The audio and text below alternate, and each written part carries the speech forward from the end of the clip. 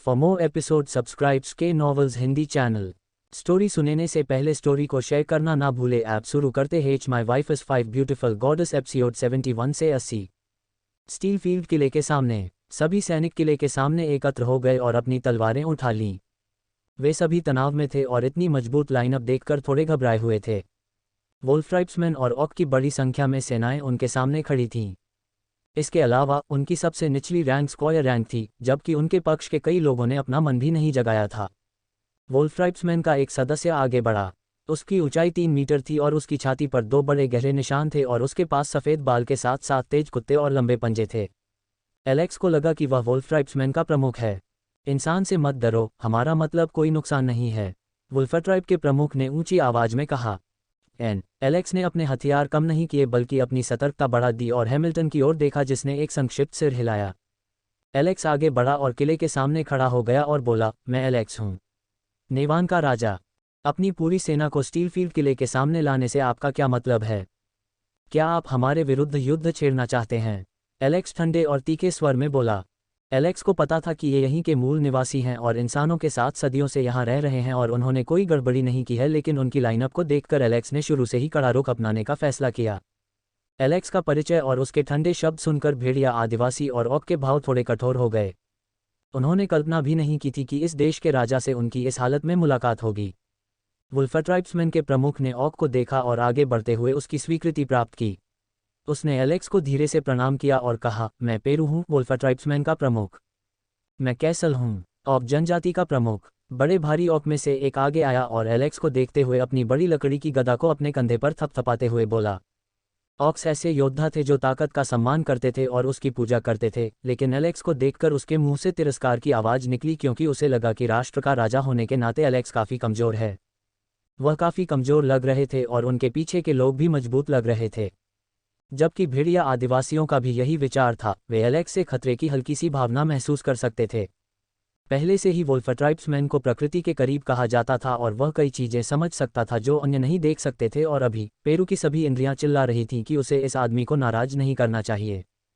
Peru जानता था कि कैसल शब्दों में अच्छा नहीं है और वह पहले से ही कैसल की आंखों में एलेक्स के लिए तिरस्कार का संकेत देख सकता है, जिसके लिए वह केवल आह भर सकता है और प्रकृति को अपना काम करने दे सकता है।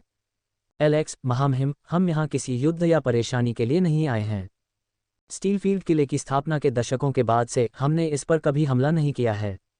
हमें इंसानों से कोई दुश्मनी नहीं है और जो हमारे पास है हम पहले से ही उससे संतुष्ट हैं, लेकिन हाल ही में हमें जंगल में परेशानियों का सामना करना पड़ रहा है।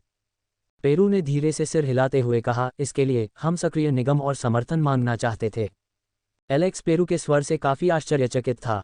वह उस प्रकार का व्यक्ति नहीं लग रहा था जो अपने अहंकार को दूर करते हुए और दूसरे पक्ष के साथ सम्मानपूर्वक व्यवहार करते हुए बोलता हो। लेकिन उनके बोलने के विनम्र तरीके ने एक बार फिर साबित कर दिया कि दिखावा गुमराह कर सकता है। इसके अलावा एलेक्स को नहीं पता था कि जंगल के अंदर क्या हो रहा है और उसने सोचा कि यह कुछ रहस्यों को उजागर करने का एक अच्छा मौका हो सकता है, लेकिन वह निश्चित नहीं था कि उन पर विश्वास किया जाए या नहीं।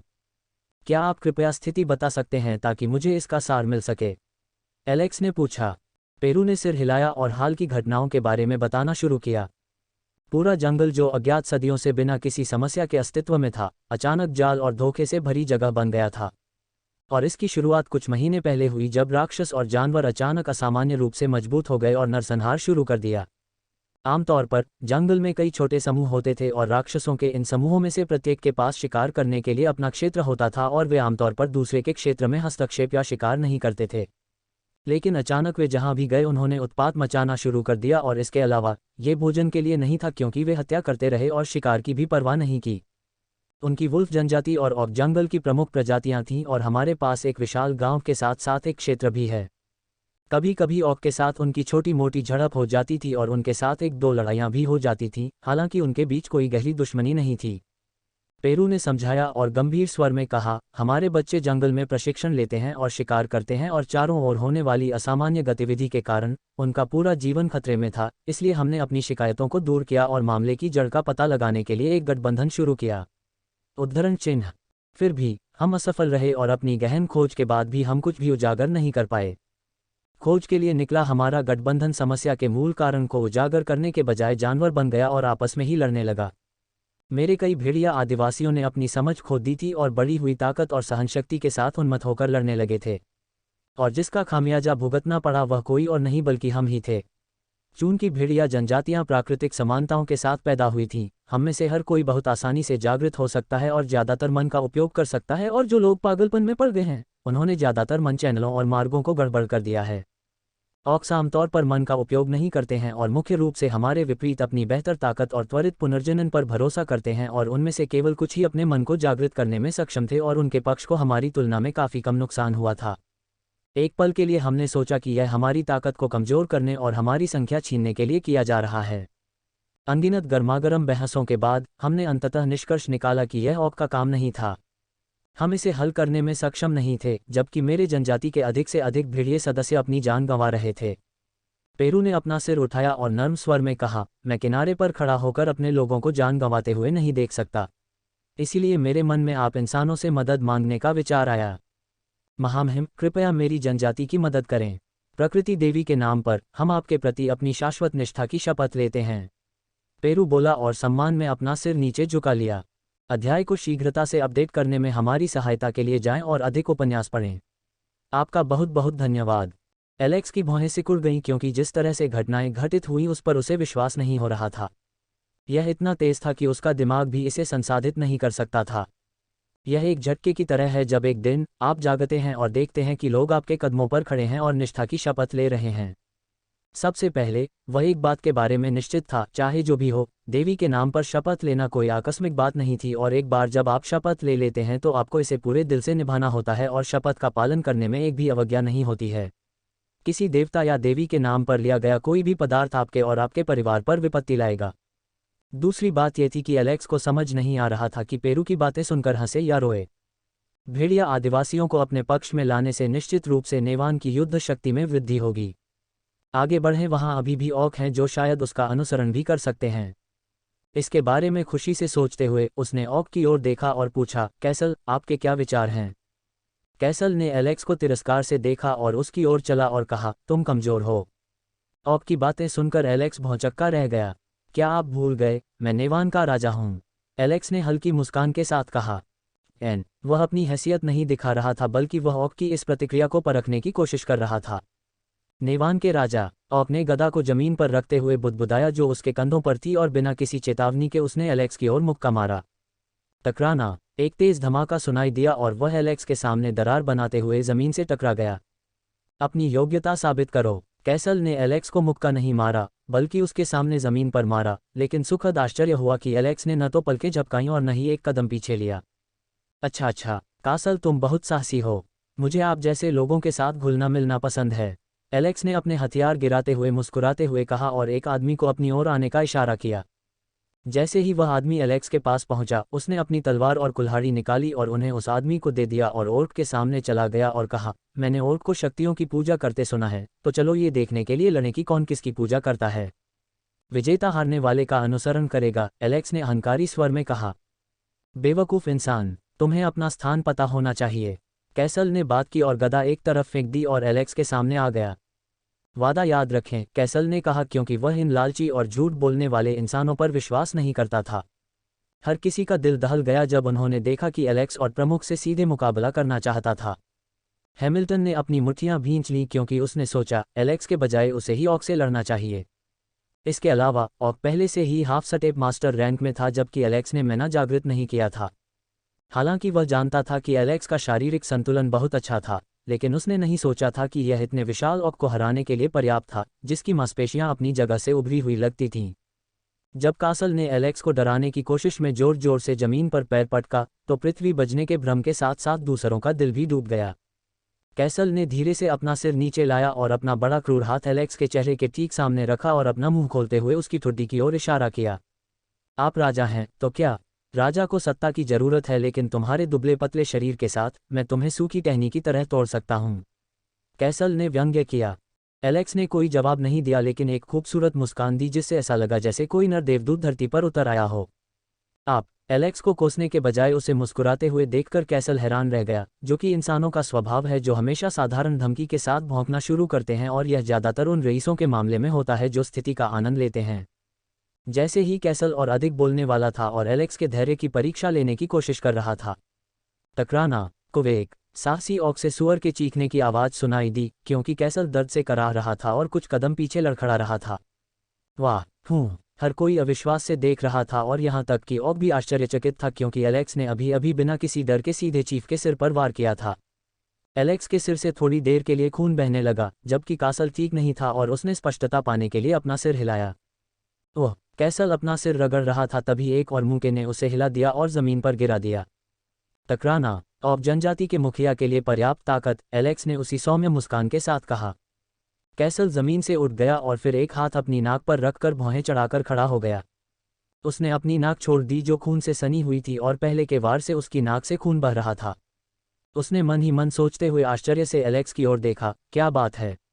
हड्डियों की इस छोटी सी बोरी ने जोरदार प्रहार किया, भले ही उसने मैना को जागृत नहीं किया था। क्या वह हमारे जैसा है जिसके पास बेहतर ताकत है? लेकिन उसके शरीर को देखकर ऐसा नहीं लग रहा था। आह! उसने खून की छींक मारी और गंभीर भाव से एलेक्स की ओर देखा। सभी मनुष्य एलेक्स को देखकर आश्चर्यचकित रह गए, जो केवल सिर के बट और मुंह से एक ऑक को लहूलुहान करने में सक्षम था, जबकि पहले उनके लकड़ी के तीर ऑक की त्वचा को छेदने में भी सक्षम नहीं थे। क्रैक! कैसल ने अपनी उंगलियां आपस में फंसाईं और उन्हें तोड़ दिया, जो लकड़ी की शाखाओं जितनी बड़ी थीं। कैसल की आंखों से हत्या करने का तीव्र इरादा झलक रहा था। वह धरती को गड़गड़ाता हुआ एलेक्स की ओर दौड़ा। एलेक्स ने कासेल की धारणा का पालन किया और कासेल की ओर भागा, जबकि उसने जो कवच पहना हुआ था उससे खड़खड़ाहट की आवाज़ आ रही थी, जो पूरे मैदान में गूंज गई। कैसल के सामने रुकते हुए एलेक्स ने अपनी गति का दोहन किया और ऑक को मुक्का मारा। कैसल ने इस विचार का पालन किया और एलेक्स को मुक्का मारा। बूम! एक गगनभेदी गर्जना ने पूरी जगह को हिलाकर रख दिया और टक्कर की जगह एक बड़ा गड्ढा बनाकर उड़ गई, जबकि एलेक्स और कैसल के आसपास चट्टानें और मलबा तुरंत कुचल गया, जिसके बाद धूल का एक बड़ा झटका आया। एलेक्स पीछे नहीं हटा और अपने शरीर को घुमाते हुए और कैसल को लात मारते हुए आगे कूद गया। कैसल ने इसे रोकने के लिए अपना हाथ उठाया, लेकिन एलेक्स की किक ने उसे अपने शरीर को झुकाने के लिए मजबूर कर दिया। उसने अपना हाथ उठाया और एलेक्स का पैर पकड़ लिया और एलेक्स को गिराना चाहा, लेकिन एलेक्स ने अपनी बाहें कैसल की गर्दन के चारों ओर लपेट दी और उसे दबाने की कोशिश की। अध्याय को शीघ्रता से अपडेट करने में हमारी सहायता के लिए जाएं और अधिक उपन्यास पढ़ें। आपका बहुत बहुत धन्यवाद।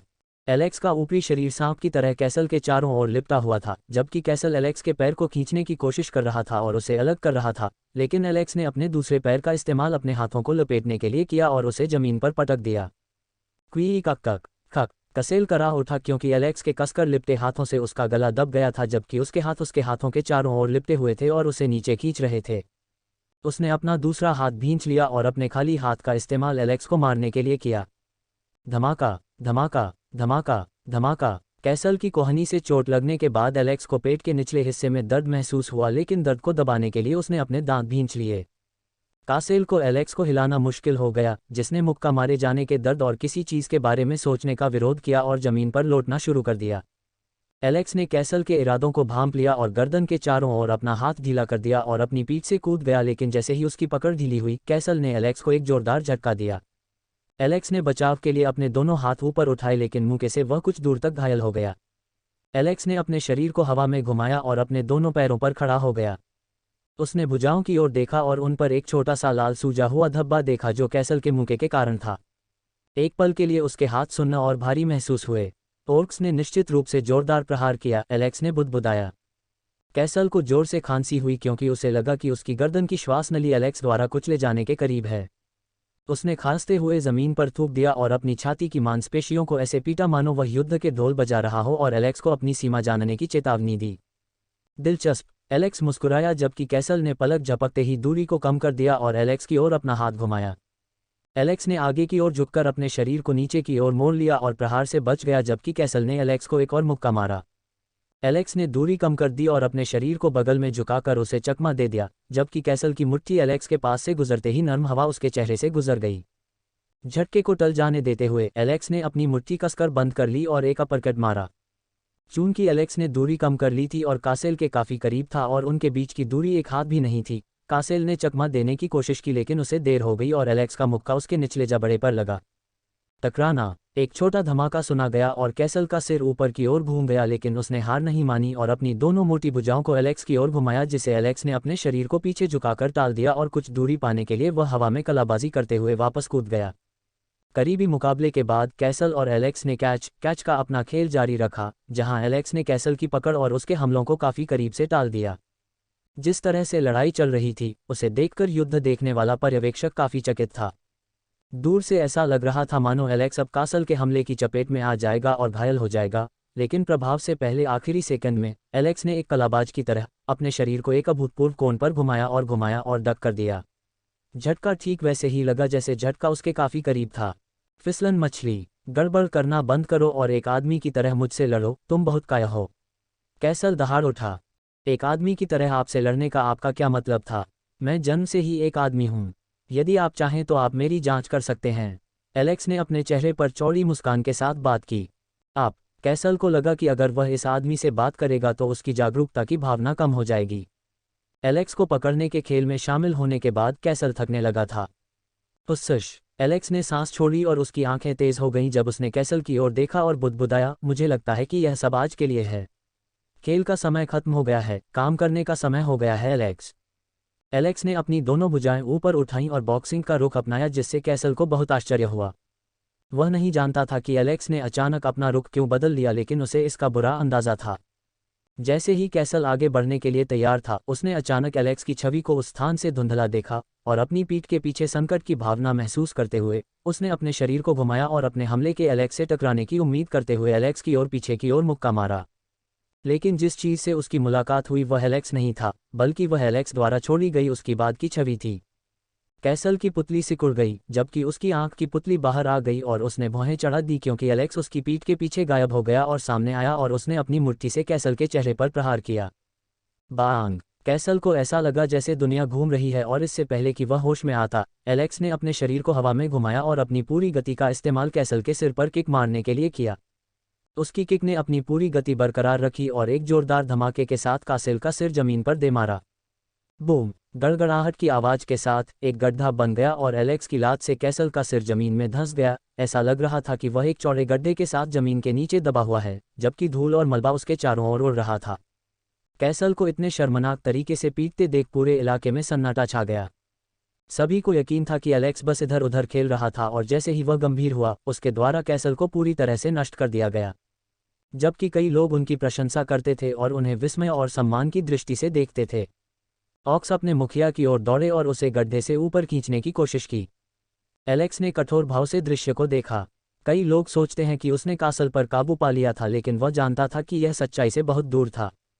उनके जीतने का कारण यह था कि जब उन्होंने ताकत और चपलता के आंकड़ों को ताकत के लिए 4 स्टेट पॉइंट दिए, जिससे उन्हें काफ़ी तरोताजा महसूस हुआ और उन्हें लगा कि उनकी सारी व्यथा गायब हो गई है और उनका शरीर ऐसा महसूस कर रहा है जैसे लंबी लड़ाई के बाद भी वह पुनर्जीवित हो गया हो। रात। इसके अलावा एलेक्स को पता था कि कैसल खुद को मजबूत करने के लिए मन का उपयोग कर सकता है, लेकिन उसने इसका उपयोग नहीं किया क्योंकि वह एलेक्स को तुच्छ समझता था और उसने सोचा होगा कि उसे हराने के लिए मन का उपयोग करना उसके अधीन था। अध्याय को शीघ्रता से अपडेट करने में हमारी सहायता के लिए जाएं और अधिक उपन्यास पढ़ें। आपका बहुत बहुत धन्यवाद। रोशनी से रहित एक अंधेरे कमरे में जो किसी तहखाने जैसा लग रहा था। एलेक्स वहां काउंट हैमिल्टन के साथ बैठा था, जबकि पेरू और कासे और प्रमुख, जिसका चेहरा सुअर की तरह सूज गया था, ने एलेक्स और एयोन द्वारा पहले मारे गए मृतक की जांच की। हैमिल्टन ने एलेक्स का कंधा थपथपाया और कहा, एलेक्स क्या तुम ठीक हो? कैसल से लड़ने से पहले आप पूरी रात लड़ चुके हैं और काफ़ी थके हुए लग रहे हैं, और कैसल से लड़ने से आप थक गए होंगे और आपके शरीर पर कुछ चोटें आ सकती हैं। हैम्पटन ने एलेक्स के उदासीन रूप को देखकर चिंता के साथ कहा। एक योद्धा को हमेशा अपने शरीर की देखभाल करनी चाहिए और यथासंभव स्वस्थ रहने का प्रयास करना चाहिए क्योंकि कोई नहीं जानता कि अगले क्षण क्या हो सकता है। इसलिए प्रशिक्षण के साथ साथ व्यक्ति को पर्याप्त आराम भी करना चाहिए ताकि वह मानसिक रूप से थक न जाए। मैं ठीक हूं अंकल हैमिल्टन, मेरी चिंता करने के लिए धन्यवाद। एलेक्स ने हैमिल्टन को अपना कंधा थपथपाते हुए सौम्य स्वर में बात की जिससे उसे अपने भतीजे जैसा महसूस हुआ। एलेक्स कुर्सी पर पीछे झुक गया और कैसल और पेरू की ओर देखा जो पूरी तरह से शव को देखने में डूबे हुए थे। तो ये कैसे होता है? एलेक्स ने तेज आवाज में पूछा। पेरू और कैसल पीछे मुड़े और उन दोनों के चेहरे पर गंभीर भाव थे जैसे कि उन्होंने किसी गंदगी पर पैर रख दिया हो। महामहिम, मुझे लगता है कि आपका दृष्टिकोण सही है, पेरू ने कहा और एलेक्स की ओर चल दिया। पहले, भेड़िया जनजातियों में उत्पात मचाने वाले जानवरों के लक्षण समान होते हैं और उनके पास ऐसे संकेत और निशान नहीं होते हैं। मृतक में स्पष्ट रूप से दुर्व्यवहार के लक्षण दिखाई दे रहे थे और हो सकता है कि इसका प्रयोग लैब चूहों के रूप में किया गया हो। पेरू की बातें सुनकर एलेक्स ने अपना सिर हिलाया और कैसल की ओर देखा, जिसकी आंखें पहले ही खून से लथपथ हो चुकी थीं और वह जोर जोर से सांस ले रहा था। एलेक्स देख सकता था कि कैसल नाराज था, लेकिन अगर आप सोच रहे हैं कि वह उस पर नाराज था तो आप गलत हैं। वो कुत्तियों के खूनी बेटे। मैं उनके गधों को कोड़े मारूंगा और उनकी जिंदा खाल उतारूंगा और फिर मैं उनकी लाश पर कदम रखूंगा और उन्हें मांस के पेस्ट में बदल दूंगा।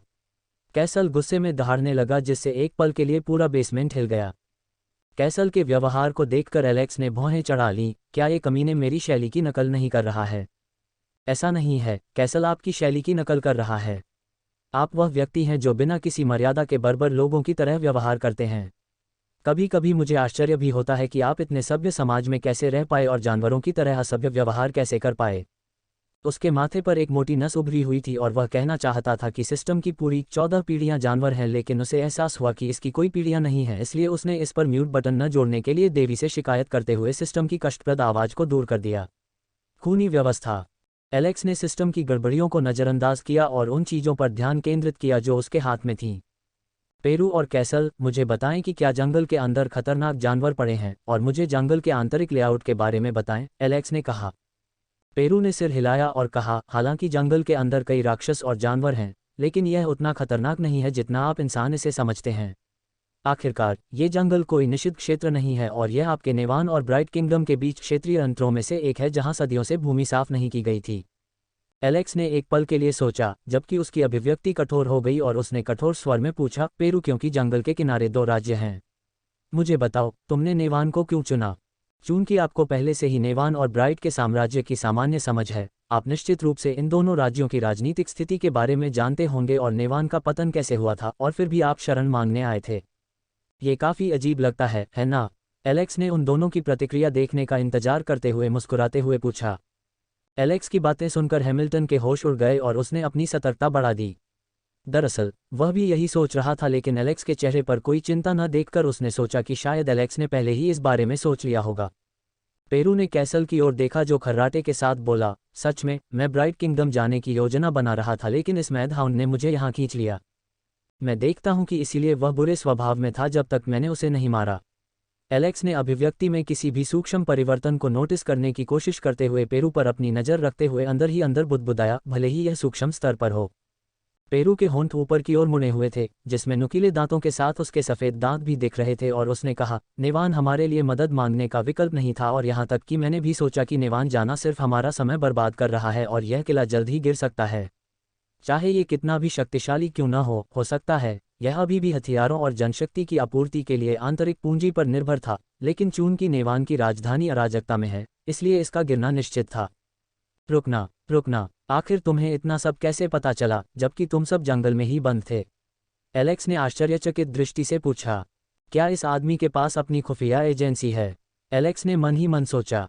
पक्षियों की चहचहाहट। पेरू ने बात की और समझाया, या तो हम पक्षियों को वश में कर सकते हैं या हमारे किसी भेड़िए के पास उन पक्षियों को बुलाने की शक्ति है जिन्हें हम जानकारी इकट्ठा करने के लिए आसपास फैलाते हैं। जैकपॉट, एलेक्स बोला जबकि उसकी आंखें चमक रही थीं जैसे उसने $1 अरब जीत लिए हों। क्या? पेरू ने पूछा। ओह, कुछ नहीं, आप कहानी जारी रख सकते हैं। क्षमा करें, मेरा मतलब विषय से है। तो जैसा कि मैंने कहा, हम ब्राइट जा रहे थे, लेकिन हमने बीच में ही अपना मन बदल दिया। जैसा कि आप जानते हैं कि प्रकृति के साथ हमारा गहरा जुड़ाव है और हम प्रकृति की आवाज़ सुन सकते हैं जो ज़रूरत के समय हमारा मार्गदर्शन करती है। इसलिए हमने आपको ढूंढने और आपकी मदद मांगने के लिए प्रकृति की आवाज़ें सुनी। पहले शायद मुझे इसका कारण नहीं पता था, लेकिन अब तुम्हें देखकर मुझे लगता है कि शायद ये सही निर्णय होगा और प्रकृति हमें कभी भी गलत सुझाव नहीं देगी। अध्याय को शीघ्रता से अपडेट करने में हमारी सहायता के लिए जाएं और अधिक उपन्यास पढ़ें। आपका बहुत बहुत धन्यवाद। एलेक्स एक पल के लिए चौंक गया। तो ये प्रकृति की पुकार थी। मैं समझ गया, एलेक्स ने बुदबुदाया और यह सोचते हुए ऊपर देखा कि इसमें किस देवी देवता का हाथ था, लेकिन उनका इरादा जो भी हो, वह मुफ्त दास पाकर खुश था। उसका मतलब अच्छे अधीनस्थों से था। इसके अलावा वह जानता था कि देवी देवता सर्वशक्तिमान प्राणी नहीं है जो हर चीज़ को नियंत्रित करते हैं। एकमात्र चीज़ जो सब कुछ नियंत्रित करती थी वह भाग्य थी, और यहाँ तक कि देवी भी भाग्य के बंधन से बच नहीं सकती। हालांकि वह नहीं जानता था कि भाग्य ने उनके लिए क्या लिखा है। वह उन लोगों में से नहीं था जो मुफ्त नौकरों को अस्वीकार कर देगा, क्योंकि ऐसा करना अशिष्टता होगी। चूंकि माँ प्रकृति ने उन्हें उनके पास भेजा था, इसलिए वह उनका उचित उपयोग करना सुनिश्चित करते थे। वे किले में रुके और जानवर से लड़ने में उनकी मदद की। उनकी उपस्थिति उन जानवरों और राक्षसों को डराने के लिए पर्याप्त थी जो पहले से ही जानते थे कि इन जानवरों को जंगल का शासक कहा जा सकता है। जानवर और राक्षस का ज्वार कम होता देख उन्होंने चर्चा की और चीजों को सुलझाया और एक दल बनाकर जंगल के दूसरी ओर जाने का फैसला किया। सभी को यह आशंका थी कि उन सभी परेशानियों को पैदा करने में ब्राइट का हाथ हो सकता है। ये बहुत अंधेरा है, अभी टहलने का कोई अच्छा समय नहीं लग रहा है, एलेक्स ने मुस्कुराते हुए कहा। जब वह 50 लोगों की टीम के केंद्र की ओर चला तो उसकी नज़रें सभी पर टिक गईं, जहां कई अजीब लोग मौजूद थे। उनके दस्ते में एक पिल्ला भेड़िया, एक क्रूर 2 चेहरे वाला राक्षस ऑक शामिल है, जो दिखने में विनम्र नौकर है, लेकिन मौका मिलने पर उसकी पीठ काट सकता है। पेरू और कैसल के नेतृत्व में एक दस्ता उनके साथ था, जबकि एयोन ने व्यवस्था बनाए रखने का कार्यभार संभाला था। ऑक्स और वोल्फ ट्राइब अवचेतन रूप से उसे आगे बढ़ने देने के लिए अलग हो गए। जंगल में तनाव धनुष की प्रत्यंचा की तरह तना हुआ था। वे रात में जंगल पार कर रहे थे ताकि दिन तक दूसरे छोर तक पहुंच सकें। यदि केवल एलेक्स और उसका मानव दस्ता होता तो वह ऐसे जंगल में मार्च करने के लिए सहमत नहीं होता जो रात में जालों से भरा हो सकता है, लेकिन उसके साथ राक्षसों के समूह थे जिनकी दृष्टि मनुष्यों की तुलना में काफ़ी बेहतर है और वे रात में भी देख सकते हैं, इंसानों के विपरीत। एलेक्स उनके सामने खड़ा हो गया और बोला, यहाँ से हमें सावधान रहना होगा। सबसे पहले यह मत भूलिए कि अब से वन क्षेत्र ब्राइट के अंतर्गत आता है और मुझे नहीं लगता कि उनके पास कोई पेंच ढीला है जो अत्याचारी को गुजरने की अनुमति देने के लिए कोई जाल या निवारक उपाय नहीं करेगा। सभी ने एक दूसरे की ओर देखा और सिर हिलाया। और एक और महत्वपूर्ण बात, मैं कोई अवज्ञा नहीं चाहता। मुझे कोई फर्क नहीं पड़ता कि आप इंसान हैं या जानवर या राक्षस। इस मिशन में हम सहयोगी हैं और हम सभी को एक दूसरे की निगरानी करनी है, और यदि आप में से किसी ने परेशानी पैदा करने की कोशिश की तो मैं उसे उचित इनाम देना सुनिश्चित करूंगा। एलेक्स ने चिढ़ाते हुए मुस्कुराते हुए कहा, जो सुनने वालों के कानों में शैतान के शब्दों की तरह गूंजा। अल्पविराम ... वे पहाड़ी रास्ते में जितनी गहराई में जाते गए, दृश्य उतना ही अधिक उजाड़ होता गया। जमीन पर लगभग कोई वनस्पति नहीं थी, और जो रास्ता जीवन से शून्य था वह एक दूसरे को काटती हुई चट्टानों से भरा हुआ था जो नुकीले दांतों की तरह दिखाई देते थे। दीवारों की दरारों के भीतर मुरझाई झाड़ियां और घास उगाई थी। सूखे हुए पेड़ सुदूर अंधेरे में प्रकट होते प्रतीत हो रहे थे। पेड़ों की शाखाओं से होकर ठंडी हवा भयानक फुसफुसाहट की तरह सुनाई दे रही थी जो समय समय पर श्रोताओं के कानों में गूंजती रहती थी। एलेक्स ने चारों ओर देखा कि पेड़ असामान्य थे और उन्होंने मिट्टी से पोषक तत्वों को सोख लिया और इसे बंजर जंगल में बदल दिया, जिसके बारे में लोगों को पता चला। उसने अपनी लौ मशाल उठाए और कभी कभी छाया में जीर्ण शीर्ण कंकालों की लाशें दिखाई देती थीं। वे छोटे और कमज़ोर जानवर प्रतीत हो रहे थे जो गलती से इस क्षेत्र में घुस आए थे और मृत मांस में बदल गए थे। मैक्स एक हाथ से टार्च उठाकर फुर्ती से पीछे पीछे चला, जबकि दूसरे हाथ से उसने अपना बैग पकड़ लिया और उत्सुकता और तनाव के साथ हर जगह देखा। ये पहली बार था कि उसने जंगल की खोज करते हुए मानव पथ से इतनी दूर यात्रा की, और उत्साह के संकेत के साथ उसने कहा, यह बहुत रोमांचक है। एयोन और बेन, जिन्होंने उसकी बातें सुनी, मैक्स की बातें सुनकर लगभग लड़खड़ा गए और अपनी पीठ के बल गिर पड़े। आखिर इस जगह में रोमांचक क्या है? बेन चिल्लाया। मैक्स ने शर्मिंदगी से अपना गाल खुजलाया और कहा, क्या तुमने अपने दादा दादी से वंडरलैंड की भूतिया कहानियां नहीं सुनी? ये बहुत ही आकर्षक और दिल दहला देने वाला है और मैं हमेशा से इसका अनुभव करना चाहता था। एयोन के होंठ 2 बार हिले और वह बुदबुदाया, जो कोई भी राजा को बर्दाश्त कर सकता है वह कभी भी समझदार नहीं होगा। यद्यपि वह महसूस कर सकता है कि एलेक्स के साथ रहने और उसकी आदत पड़ने के बाद उसका विवेक खत्म हो रहा है, फिर भी उसने विचारों को स्पष्ट करने के लिए अपना सिर हिलाया और बोला, आप दोनों इन व्यर्थ चीज़ों पर समय बर्बाद न करें। तुम दोनों सेनापति हो, इसलिए वैसा ही व्यवहार करो। बेन चिल्लाना चाहता था कि उस पर गलत आरोप लगाया जा रहा है, लेकिन एयोन को पहले से ही उम्मीद थी कि मैक्स का मुकाबला करने के लिए बेन से कुछ बकवास निकलेगी। एयोन के कठोर शब्द सुनकर मैक्स और बेन दोनों ने शर्म से अपना सिर झुका लिया। पीछे की ओर अभिव्यक्ति अभी भी काफ़ी अच्छी थी, लेकिन इसके विपरीत मार्च के सामने का माहौल काफ़ी निराशाजनक था। विनाशकारी दृश्य देखकर पेरू ने दांत पीस लिए। सभी पेड़ सूख गए थे और यहाँ जो कुछ भी दिखाई दे रहा था वह केवल हड्डियाँ और लाशें थीं और यहाँ वहाँ पड़ी थीं। वे प्रकृति की संतान माने जाते थे और यहाँ की प्रकृति को इस हद तक तबाह होते देखकर उन्हें बहुत दुख हुआ। ऐसा लग रहा था मानो ये पूरी जगह काफ़ी हद तक शापित हो। पेरू, मुझे याद आया कि तुमने मुझसे कहा था कि तुमने इस जगह का निरीक्षण किया था। तो क्या पहले भी ऐसा ही था? एलेक्स ने गंभीर भाव से पूछा। नहीं महाराज, ये जगह ऐसी नहीं थी। हमें इस जगह का निरीक्षण किए 1 महीना भी नहीं हुआ था और इस जगह की ऐसी हालत हो गई थी। पेरू ने बात करते हुए बताया, ये हरे भरे पेड़ों से भरा हुआ था, जबकि कई जानवर और राक्षस यहाँ वहाँ शिकार कर रहे थे। जैसे ही वे आगे बढ़े, पेरू ने अचानक अपने कदम रोक दिए और चिल्लाया, अब आप सभी रुकें। एलेक्स ने भौहें चढ़ा दी और सैनिकों को रुकने के लिए हाथ उठाया। पेरू, क्या हुआ? एलेक्स ने पूछा। अध्याय को शीघ्रता से अपडेट करने में हमारी सहायता के लिए जाएं और अधिक उपन्यास पढ़ें। आपका बहुत बहुत धन्यवाद। पेरू क्या हुआ? एलेक्स चिल्लाया। पेरू ने तिरस्कारपूर्वक कहा, महामहिम, मुझे लगता है कि हमारे चारों ओर की हवा अजीब तरह से घृणित है और सांस लेने वाली यह गंदी हवा मुझे परेशान कर रही है। सुबकी। एलेक्स ने एक गहरी सांस ली और सांस खींचकर चीज़ों की जांच की। हालांकि हवा में थोड़ा दम घुटन महसूस हो रहा था, लेकिन यह उस हद तक नहीं था। पेरू, तुम्हारी सूंघने की क्षमता काफ़ी तेज़ है। शायद यही कारण है कि तुम्हें ये जगह घृणित लगती है। नहीं, सिर्फ पेरू ही नहीं, मैं भी ऐसा ही महसूस कर रहा हूँ। जब भी मैं इस गंदी सांस में सांस लेता हूँ, मुझे उसके पूरे शरीर में रोंगटे खड़े हो जाते हैं। कैसल ने कहा। आगे बढ़ते हुए उसने तने को छुआ और उसने जमीन से एक पेड़ निकाला जिसकी जड़ें सूख गई थीं। एलेक्स ने पीछे मुड़कर देखा और टीम के सभी सदस्यों से पूछा और पाया कि मैक्स और बाकी कुछ को छोड़कर किसी को भी ऐसा महसूस नहीं हुआ। एलेक्स ने एक पल के लिए सोचा और इसके बारे में सोचा। एलेक्स के मन में अचानक एक विचार आते ही उसने जोर से शाप दिया। मुझे लगता है शायद केवल वे ही लोग ऐसा महसूस कर रहे हैं जिन्होंने अपना मन जागृत किया है, एलेक्स ने समझाया। सभी ने एलेक्स की बातें सुनी और पल भर के लिए एलेक्स के निष्कर्ष के बारे में सोचने में खो गए और उन्हें एलेक्स का विश्लेषण सच लगा। आखिरकार जिन्होंने मन को जागृत किया है वे ऐसा ही महसूस कर रहे थे। पेरू ने फिर सूंघा और बोला, शायद हवा में कुछ है और मुझे लग रहा है कि इसी चीज़ की वजह से सारी परेशानियां पैदा हुई हैं। पेरू ने कठोर भाव से कहा, इसके अलावा शायद हम सभी सच्चाई का पता लगाने के काफ़ी करीब हैं। एलेक्स ने पेरू की अभिव्यक्ति पर ध्यान दिया और अपने मन सेंसर को सक्रिय किया और कुछ ही क्षणों में उसकी दृष्टि में कई लाल बिंदु दिखाई दिए। इतने सारे लोगों को देखकर वह चौंक गया, लेकिन तुरंत उसे एहसास हुआ कि उनकी ओर आ रहे ये जानवर उतने मजबूत नहीं थे और उनकी संख्या अभी भी अधिक नहीं थी। पेरू ने बाहर निकाला और अपना हथियार उठाया, जबकि कैसल ने अपनी विशाल लोहे की गदा निकाली जो उसे एलेक्स से मिली थी, जबकि उनके दोनों समूह करीब थे।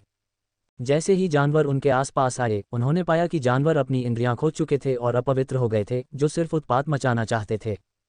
पेरू ने अपने हथौड़े की नोक उठाए और जोर से गुर्राते हुए जानवर की ओर कूदा और उन्हें कुचलना शुरू कर दिया। हथौड़े की चपेट में आने वाले जानवर आधे हिस्से में फट गए और प्रभाव के कारण टुकड़ों की बौछार हर जगह उड़ गई। एलेक्स एक चट्टान पर चढ़ गया और पूरी स्थिति का निरीक्षण किया। उनके समूह में जातियों के मिल जाने से एक ऐसे व्यक्ति की आवश्यकता होती है जो उन सभी को बांध सके ताकि पूरी लड़ाई के दौरान सभी सैनिक अस्त व्यस्त न हो जाएं। ऑक्स काफ़ी क्रूर थे, जबकि मानव और भेड़िया जनजातियां काफ़ी शांत और स्थिर थीं, इसलिए वे दोनों एक दूसरे के पूरक बन सकते थे और एक दूसरे की ताकत बढ़ा सकते थे। इधर उधर भाग रहा एक शिकारी कुत्ता पीछे से कैसल पर कूदा और अपने पंजे से उस पर हमला कर दिया, लेकिन कैसल ने बस अपना सिर घुमाया और अपना हाथ उठाया और उसके थूथन को पकड़कर उसे जमीन पर पटक दिया। उसके मुंह को कसकर पकड़कर उसने अपनी क्रूर ताकत से उसके सिर के साथ साथ उसके थूथन को भी तोड़ दिया। दरार, हड्डियां टूटने की तेज आवाज़ सुनाई दी जो आसपास में व्याप्त हो गई। वाह! शिकारी कुत्ता दर्द से बुरी तरह मुंह सिकोड़ने लगा, लेकिन इससे पहले कि वह और अजीब आवाज़ें निकाल पाता, कैसल ने उसे कुचल दिया और उसकी लाश लेकर उसे अन्य जानवरों पर फेंक दिया जो उस पर हमला कर रहे थे। बाम! शिकारी कुत्ते की मृत लाश को बचे हुए जानवरों पर पटक दिया गया और उसे पेड़ पर फेंक दिया गया, जिसका तना प्रभाव से टुकड़े टुकड़े हो गया। एयॉन, बेन और मैक्स अपनी मौज मस्ती कर रहे थे और मैक्स कुल्हाड़ी घुमाते हुए उनमें से प्रत्येक को काटता और फाड़ता हुआ जानवर के बीच से अपना रास्ता बना रहा था। मैक और बेन दोनों की चालें एक जैसी थीं और वे जानवरों को भून रहे थे और ग्रिल कर रहे थे, जबकि ऑर्क्स और भेड़िया जनजातियों की सेनाएं शेष जानवरों से सक्रिय रूप से निपट रही थीं। एलेक्स ने कुछ देखते हुए अपनी आंखें नीचे कर लीं। उसने परछाइयों को अंधेरे से आगे बढ़ते हुए देखा और उनकी गतिविधियों के आधार पर वे सड़े हुए जानवर होने चाहिए जो आमतौर पर छाया में शिकार करते हैं। उनकी संख्या 50 से भी कम थी, लेकिन उनसे निपटना काफ़ी परेशानी भरा था। वे छाया में छिप जाते थे और हमला करने और अपने शिकार को मार गिराने के लिए उपयुक्त अवसर की प्रतीक्षा करते थे। मनुष्यों और अन्य जनजातियों के योद्धाओं को जानवरों से उलझते हुए देखकर उन्होंने छाया में छिपकर उनका शिकार करने की योजना बनाई, लेकिन फिर भी उन्होंने बहुत बड़ी गलती कर दी। हालांकि वे खुद को छाया में छिपा सकते हैं, फिर भी उनके पास मन होता है जिसे कोई भी उच्च धारणा होने पर पता लगा सकता है। कैसल ने अपनी गदा घुमाई और जानवर पर इस तरह प्रहार किया मानो कोई गेंद उन्हें पार्क से बाहर फेंक रही हो। अगर किसी ने करीब से देखा तो ऐसा लग रहा था जैसे कैसल होम रन पर होम रन मार रहा था, लेकिन बेसबॉल खेलने के बजाय वह अपनी गदा से वार करके सभी को मौत का खेल खेल रहा था। जो लोग उस पर झपट रहे थे उन्हें कुचलने में वह इतना तल्लीन था कि उसे पीछे से छुपी एक परछाई का ध्यान ही नहीं गया जो उस पर गोली चलाने ही वाली थी। स्विश! एक आकृति छाया से उभरी और अपने लंबे पंजे बढ़ाए जिसका लक्ष्य कसेल की गर्दन पर था, लेकिन इससे पहले कि वह कसेल तक पहुंच पाती, एक भनभनाहट की आवाज़ सुनाई दी और एक तीर कहीं से प्रकट हुआ और सड़ते हुए जानवर के सिर को छेद दिया। क्वैक कक! दर्द की तीखी चीख आसपास में गूंज उठी। कैसल जल्दी से होश में आया और उसने एक सड़ते हुए जानवर को देखा जिसका सिर एक तीर से कट गया था। उसे ये देखने की जरूरत नहीं पड़ी कि वह मर गया है या जीवित है और उसने भयंकर गर्जना करते हुए सीधे अपनी गदा उस पर घुमा दी। मर गई। एलेक्स चट्टान पर खड़ा हो गया और अपनी आंखें चारों ओर घुमाईं और चिल्लाया, बेन, आपके दाईं ओर। अरे हे हरे सिर, नीचे देखो, सड़ते हुए जानवर तुम पर हमला करने वाले हैं। ओह बकवास, तुम भेड़िए सावधान रहो, वह कमीना आपकी गेंदों को निशाना बना रहा है। अरे तुम 2 दांत वाले डाकू हो, तुम्हारे दाहिनी ओर एक कुतिया का बेटा है, इसे कुचलना सुनिश्चित करो। एलेक्स ने जोर जोर से चिल्लाकर उन्हें सड़ते हुए जानवरों की स्थिति बताई, लेकिन जिस तरह से उसने स्थान बताया उससे लगभग सभी ने अपना आधा खून उगल दिया। अध्याय को शीघ्रता से अपडेट करने में हमारी सहायता के लिए जाएं और अधिक उपन्यास पढ़ें। आपका बहुत बहुत धन्यवाद। एलेक्स के मार्गदर्शन और बेहतर स्थिति देने के कौशल के साथ साथ सभी दस्तों के एक दूसरे के साथ अच्छे समन्वय के तहत वे अंततः उन खतरों को खत्म करने में सक्षम हुए जो उन तक पहुंच गए थे। चट्टानी चट्टान वाली एक सनकरी घाटी में, जो नुकीले पत्थरों के एक क्षेत्र को काटती थी, एलेक्स और उसका दस्ता खड़ा था। एक छोर पर का क्षेत्र मरते हुए जानवरों के अपूर्ण दुख से भरा हुआ था, जिनके शरीर किनारे पर सड़ने के लिए छोड़ दिए गए थे और ऐसा लग रहा था मानो वे फेंके गए नमूने हों और उन पर कोई झपट्टा नहीं मार रहा हो। एक चट्टान के शीर्ष पर खड़े होकर एलेक्स ने क्षेत्र का निरीक्षण किया जबकि अन्य लोग उसे प्रश्नवाचक दृष्टि से देख रहे थे। उनके मार्च को अचानक एलेक्स ने रोक दिया और उन्हें रुकने और स्वस्थ होने का आदेश दिया। महाराज, हम यहाँ क्यों रुके? पेरू ने क्षेत्र का निरीक्षण करते हुए पूछा। हालांकि वर्तमान स्थान पिछले स्थान की तुलना में काफी खराब था जहां उन्हें जानवरों की भीड़ ने ढेर कर दिया था, पेरू को कुछ भी गलत नहीं लग रहा था। एलेक्स ने ऊपर की ओर देखा जैसे सुनहरी रोशनी की हल्की किरणें उस पर पड़ रही थीं। भोर का समय हो गया था, सूरज अपनी सुबह की महिमा में पूरी तरह से उगने में आधा घंटा बाकी था। ये यहाँ है, एलेक्स ने गंभीर भाव से कहा। जिन सभी ने एलेक्स की बातें सुनी वे आश्चर्य से चिल्ला उठे। आपका क्या मतलब है? कैसल बड़बड़ाने लगा क्योंकि उसे इंसानों का गोलमोल तरीके से बात करना पसंद नहीं आया। हम उस स्थान पर पहुंच गए हैं जिसकी हम तलाश कर रहे थे, एलेक्स बोला और नीचे कूद गया और जमीन को छूने से उसका मैना सेंस सक्रिय हो गया और जहाज में इस्तेमाल होने वाले सोनिक डिटेक्टर के समान सिस्टम पर एक स्क्रीन दिखाई दी। यदि एलेक्स के पास ऐसी प्रणाली नहीं थी जो चीज़ों को सरल बनाती, तो एलेक्स को चीज़ की पहचान करने के लिए अपनी धारणा पर भरोसा करना पड़ता। उदाहरण के लिए, जब उन्होंने सत्य की आंखें सक्रिय कीं तो उन्हें दूसरे पक्ष के आंकड़े दिखाने से पहले एक स्क्रीन दिखाई दी, लेकिन सत्य की आंखों को चीज़ों को जानने के लिए कभी भी सिस्टम की आवश्यकता नहीं पड़ी। ठीक उसी तरह जैसे साधना जगत में जहां महान साधक एक नज़र से ही किसी की क्षमता और काया को जान सकता है, उसी तरह वह सत्य की आंखों को सक्रिय करके चीज़ों को देख सकता है। सिस्टम ने जो एकमात्र काम किया वह चीज़ों को सरल बनाना था और अभी एलेक्स के सामने की स्क्रीन भूमिगत क्षेत्र में एक विशाल खोखली गुहा दिखाती है जो इस चट्टान के नीचे थी। एलेक्स ने सभी को भूमिगत मार्ग खोलने के लिए रास्ता खोजने का आदेश दिया, लेकिन काफ़ी देर तक खोजने के बाद भी उन्हें कोई सुराग नहीं मिला। एलेक्स ने आह भरी क्योंकि उन्हें वह करना पड़ा जो वह नहीं करना चाहता था, अर्थात नष्ट करना। एलेक्स ने नष्ट करने के लिए एक आदर्श स्थान की तलाश में अपने हाथ इधर उधर दौड़ाए।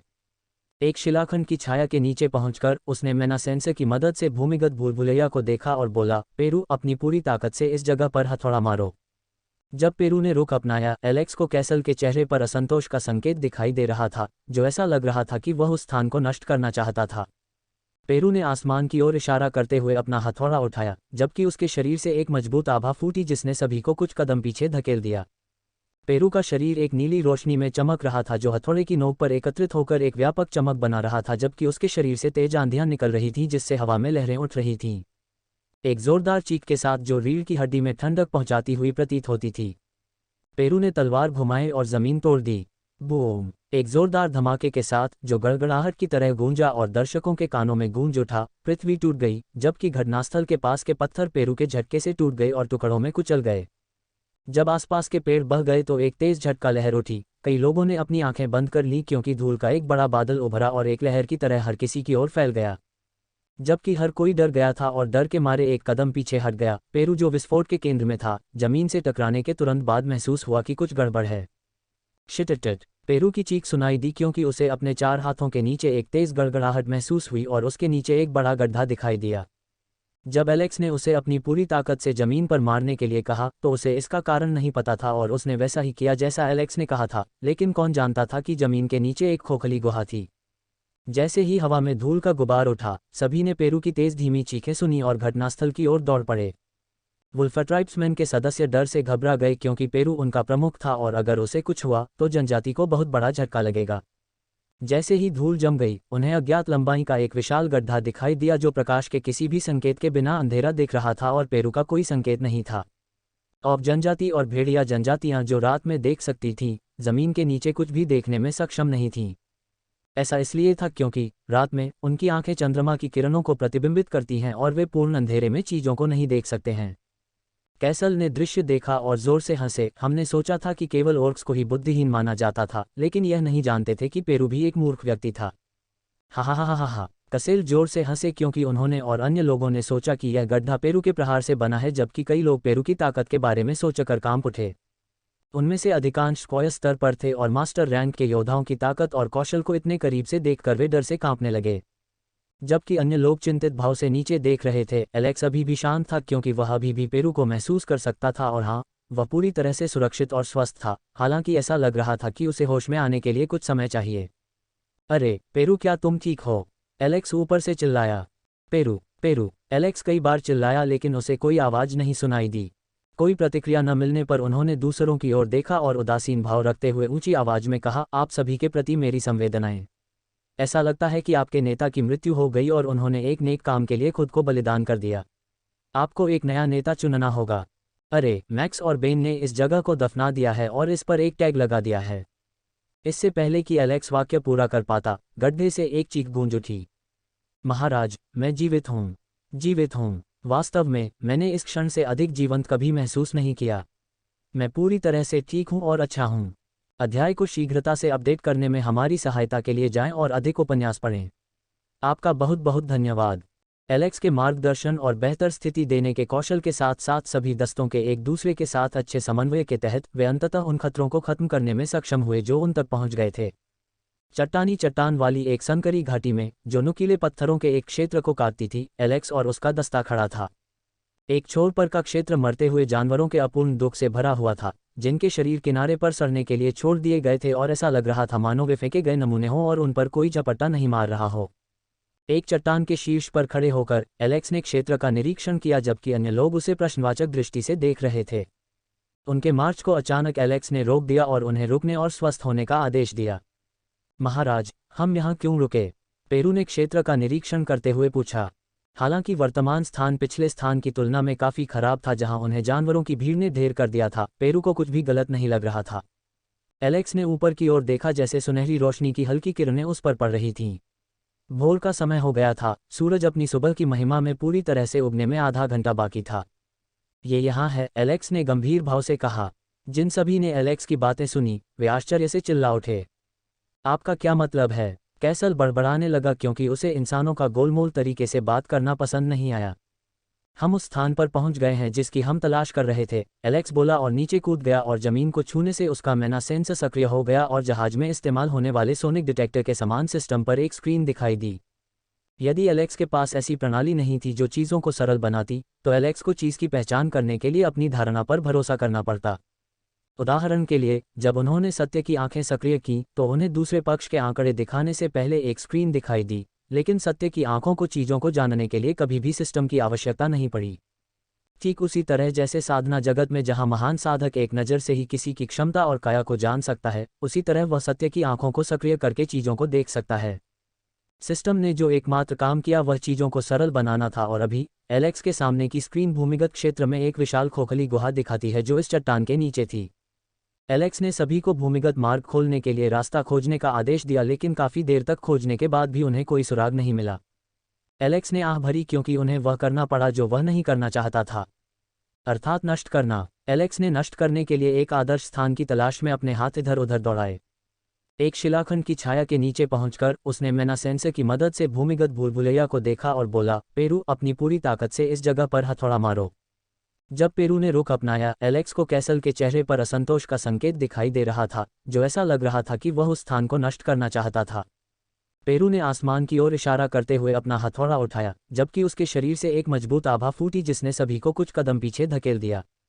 पेरू का शरीर एक नीली रोशनी में चमक रहा था जो हथौड़े की नोक पर एकत्रित होकर एक व्यापक चमक बना रहा था, जबकि उसके शरीर से तेज आंधियां निकल रही थीं जिससे हवा में लहरें उठ रही थीं। एक जोरदार चीख के साथ जो रीढ़ की हड्डी में ठंडक पहुंचाती हुई प्रतीत होती थी। पेरू ने तलवार घुमाई और जमीन तोड़ दी। बूम! एक जोरदार धमाके के साथ, जो गड़गड़ाहट की तरह गूंजा और दर्शकों के कानों में गूंज उठा, पृथ्वी टूट गई, जबकि घटनास्थल के पास के पत्थर पेरू के झटके से टूट गए और टुकड़ों में कुचल गए। जब आसपास के पेड़ बह गए तो एक तेज झटका लहर उठी। कई लोगों ने अपनी आंखें बंद कर लीं क्योंकि धूल का एक बड़ा बादल उभरा और एक लहर की तरह हर किसी की ओर फैल गया। जबकि हर कोई डर गया था और डर के मारे एक कदम पीछे हट गया, पेरू जो विस्फोट के केंद्र में था, जमीन से टकराने के तुरंत बाद महसूस हुआ कि कुछ गड़बड़ है। शिट! पेरू की चीख सुनाई दी क्योंकि उसे अपने 4 हाथों के नीचे एक तेज गड़गड़ाहट महसूस हुई और उसके नीचे एक बड़ा गड्ढा दिखाई दिया। जब एलेक्स ने उसे अपनी पूरी ताकत से जमीन पर मारने के लिए कहा तो उसे इसका कारण नहीं पता था और उसने वैसा ही किया जैसा एलेक्स ने कहा था, लेकिन कौन जानता था कि जमीन के नीचे एक खोखली गुहा थी। जैसे ही हवा में धूल का गुबार उठा, सभी ने पेरू की तेज धीमी चीखें सुनी और घटनास्थल की ओर दौड़ पड़े। वुल्फ ट्राइब्समैन के सदस्य डर से घबरा गए क्योंकि पेरू उनका प्रमुख था और अगर उसे कुछ हुआ तो जनजाति को बहुत बड़ा झटका लगेगा। जैसे ही धूल जम गई, उन्हें अज्ञात लंबाई का एक विशाल गड्ढा दिखाई दिया जो प्रकाश के किसी भी संकेत के बिना अंधेरा दिख रहा था और पेरू का कोई संकेत नहीं था। अब जनजाति और भेड़िया जनजातियां जो रात में देख सकती थीं, जमीन के नीचे कुछ भी देखने में सक्षम नहीं थीं। ऐसा इसलिए था क्योंकि रात में उनकी आंखें चंद्रमा की किरणों को प्रतिबिंबित करती हैं और वे पूर्ण अंधेरे में चीजों को नहीं देख सकते हैं। कैसल ने दृश्य देखा और जोर से हंसे। हमने सोचा था कि केवल ओर्क्स को ही बुद्धिहीन माना जाता था, लेकिन यह नहीं जानते थे कि पेरू भी एक मूर्ख व्यक्ति था। हा हा हा हा हा! कसेल जोर से हंसे क्योंकि उन्होंने और अन्य लोगों ने सोचा कि यह गड्ढा पेरू के प्रहार से बना है, जबकि कई लोग पेरू की ताकत के बारे में सोचकर कांप उठे। उनमें से अधिकांश स्क्वायर स्तर पर थे और मास्टर रैंक के योद्धाओं की ताकत और कौशल को इतने करीब से देखकर वे डर से कांपने लगे, जबकि अन्य लोग चिंतित भाव से नीचे देख रहे थे। एलेक्स अभी भी शांत था क्योंकि वह अभी भी पेरू को महसूस कर सकता था और हाँ, वह पूरी तरह से सुरक्षित और स्वस्थ था, हालांकि ऐसा लग रहा था कि उसे होश में आने के लिए कुछ समय चाहिए। अरे पेरू, क्या तुम ठीक हो? एलेक्स ऊपर से चिल्लाया। Peru, Peru! एलेक्स कई बार चिल्लाया लेकिन उसे कोई आवाज नहीं सुनाई दी। कोई प्रतिक्रिया न मिलने पर उन्होंने दूसरों की ओर देखा और उदासीन भाव रखते हुए ऊंची आवाज में कहा, आप सभी के प्रति मेरी संवेदनाएं। ऐसा लगता है कि आपके नेता की मृत्यु हो गई और उन्होंने एक नेक काम के लिए खुद को बलिदान कर दिया। आपको एक नया नेता चुनना होगा। अरे, मैक्स और बेन ने इस जगह को दफना दिया है और इस पर एक टैग लगा दिया है। इससे पहले कि एलेक्स वाक्य पूरा कर पाता, गड्ढे से एक चीख गूंज उठी। महाराज, मैं जीवित हूँ! जीवित हूँ! वास्तव में मैंने इस क्षण से अधिक जीवंत कभी महसूस नहीं किया। मैं पूरी तरह से ठीक हूँ और अच्छा हूँ। अध्याय को शीघ्रता से अपडेट करने में हमारी सहायता के लिए जाएं और अधिक उपन्यास पढ़ें। आपका बहुत बहुत धन्यवाद। एलेक्स मुस्कुराया और भेड़िया जनजाति की ओर आश्चर्यचकित भाव से देखा। ठीक है पेरू, मुझे बताओ कि यहाँ स्थिति कैसी है, एलेक्स चिल्लाया। महामहिम, ये स्थान सतह से लगभग 20-30 मीटर नीचे लगता है। मुझे यहाँ से एक संकरा मार्ग दिखाई दे रहा है। पेरू की आवाज़ पिच से गूंज उठी। अरे, एक मशाल जलाओ और इसे नीचे फेंक दो। एलेक्स ने भेड़िया जनजाति के सदस्यों में से एक की ओर इशारा किया। एलेक्स ने सैनिकों को विभाजित किया और कासेल को उस स्थान की रक्षा करने के लिए कहा जिसने इन लोगों की देखभाल करने के लिए कहा जाने पर नाराज अभिव्यक्ति के साथ बड़बड़ाया। एक चट्टान के चारों ओर रस्सी लपेटकर एलेक्स ने लोगों का एक समूह चुना और नीचे चढ़ गया। एलेक्स को नहीं पता था कि वहां क्या खतरे हैं और उसने लगभग 20 लोगों की एक टीम बनाकर ज्यादातर शिष्य रैंक वाले योद्धाओं को चुना। एलेक्स ने विशाल खोखली दरार को देखा और रस्सी को अपनी कमर के चारों ओर लपेट लिया। वह सीधे नीचे कूद सकता था लेकिन उसने सावधानी बरतना बेहतर समझा। एलेक्स नीचे चढ़ गया और सतह को अपने काफी करीब महसूस करते हुए तुरंत नीचे कूद गया। अपने दोनों पैरों पर खड़े होकर एलेक्स ने कच्चे बलुआ पत्थर से बनी दीवारों को देखने के लिए चारों ओर देखा। दीवार पर अग्नि मशालों के स्थान थे जिन्हें पेरू ने पहले ही प्रज्वलित कर दिया था। ये स्थान किसी प्राचीन परित्यक्त खंडहर जैसा लग रहा था। चलो चलें, एलेक्स चिल्लाया। हालांकि यह जगह एक अच्छी जगह लगती थी, लेकिन इसके अंदर की स्थिति सबसे खराब हो सकती है। वह अपनी पीठ से झुंझुनी महसूस कर सकता था जिससे उसे उस स्थान पर एक डरावना और भयानक एहसास हो रहा था। संकीर्ण गलियारे से गुजरते हुए एलेक्स और अन्य लोगों की आंखें चौड़ी हो गईं क्योंकि उन्हें जमी हुई मूर्तियां मिलीं जिनके पूरे शरीर पर गहरे घाव थे, जबकि कुछ के शरीर पर एक छेद था। इन राक्षसों और जानवरों को एक भयावह बर्फ की मूर्ति में बदल दिया गया है और उनके चेहरे पर जो अभिव्यक्ति है वह पूरी तरह से घृणित थी। जबकि हर किसी को इस साइड को देखकर उल्टी करने की इच्छा हो रही थी। एलेक्स ने पेरू की ओर देखा। पेरू, क्या आप वही देख रहे हैं जो मैं देख रहा हूँ? पेरू ने सिर हिलाया और कहा, हाँ महारानी, मैं देख सकता हूँ कि उनके सभी मैनाकोर गायब हैं। उनकी जांच करते समय एलेक्स ने आह भरी। उन्होंने निष्कर्ष निकाला कि वे सभी सामान्य जानवर होंगे जिन्हें मैना क्रोध से गुजरने के लिए मजबूर किया गया और उन्हें साल्वर में बदल दिया गया और फिर उनमें से कोर निकाल लिए गए। इसके अलावा बर्फ को छूते हुए एलेक्स को महसूस हो रहा था कि इन चीज़ों को छोड़ते समय ये जगह हाल ही में खाली कर दी गई थी, जिसे वे अपने साथ नहीं ले जा सकते। जानलेवा लाशों के वेशभूषा से भरे गलियारे से गुजरते हुए समूह एक विशाल धातु के दरवाजे के सामने पहुंचा। क्लैंकक, एक छोटी सी खड़खड़ाहट के साथ विशाल जंग लगा धातु का दरवाज़ा खोला गया, लेकिन जैसे ही दरवाज़ा थोड़ा सा खिसका, एक तेज़ और तीखी गंध ने सभी की नाक पर हमला कर दिया। उन्होंने खौफनाक कमरे के अंदर कदम भी नहीं रखा था और उनका स्वागत गर्म सड़ी हुई गंध के साथ किया गया था और उनकी आंखों के सामने जो था उसने उन्हें थोड़ा पीछे हटने पर मजबूर कर दिया। यह एक बहुत बड़ा कमरा था और इसके अंदर कई छोटी छोटी जेलें थीं जहां कई राक्षसों और जानवरों को जंजीरों से बांधा गया था, लेकिन अब वे सभी मर चुके थे। उद्धरण चिन्ह उद्धरण चिन्ह। हर कोई हतप्रभ था और एलेक्स की ओर उत्सुक दृष्टि से देख रहा था और उसके आदेश की प्रतीक्षा कर रहा था। एलेक्स बुदबुदाया और जेल के अंदर जानवरों को देखते हुए अंदर चला गया। खोजें पूरी जगह, चीज़ों को स्कैन करते हुए थोड़ा चलते हुए एलेक्स ने आदेश दिया। हालांकि वे सभी मर चुके थे, इन राक्षसों को हथकड़ी लगाकर एक जगह लटका दिया गया था ताकि वे हिल न सकें। उनकी कलाई पर विशाल और भारी धातु के कफ लगाए गए थे जिनसे खून टपक रहा था और जमकर कफ को लाल रंग में रंग रहा था। फर्श पर खून के निशान थे जो लाश को घसीटने के कारण छूटे हुए लग रहे थे। उस स्थान पर खून की दुर्गंध थी और दुर्गंध सहन करना बहुत भयानक था।